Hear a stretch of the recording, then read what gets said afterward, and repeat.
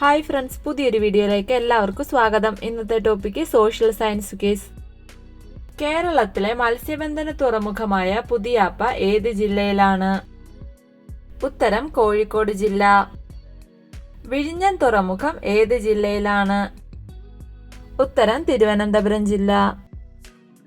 അന്തരീക്ഷ മർദ്ദം അളക്കാൻ ഉപയോഗിക്കുന്ന ഉപകരണം ഏതാണ്? ഉത്തരം ബാരോമീറ്റർ.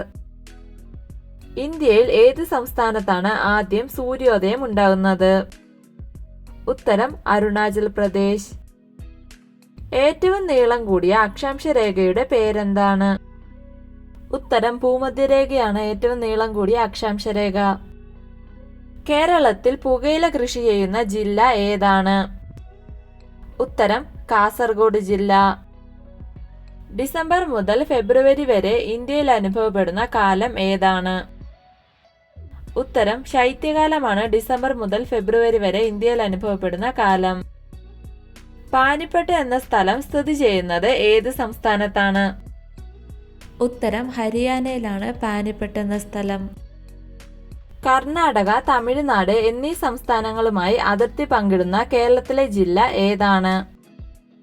ഉത്തരം വയനാടാണ്. കർണാടക, തമിഴ്നാടുമായി അതിർത്തി പങ്കിടുന്ന കേരളത്തിലെ ജില്ല. മണിപ്പൂരിനെ ഇന്ത്യയുടെ രത്നമെന്ന് വിശേഷിപ്പിച്ചത് ആരാണ്? ഉത്തരം ജവഹർലാൽ നെഹ്റു ആണ് മണിപ്പൂരിനെ ഇന്ത്യയുടെ രത്നമെന്ന് വിശേഷിപ്പിച്ചത്. ഇന്നത്തെ ബോണസ് ക്വസ്റ്റ്യൻ നോക്കാം. ലോകത്തിലെ ഏറ്റവും ഉയരം കൂടിയ തുരങ്കം എവിടെയാണ് നിർമ്മിക്കുന്നത്? ഉത്തരങ്ങൾ അറിയാവുന്നവർ വേഗം തന്നെ കമന്റ് ചെയ്യൂ.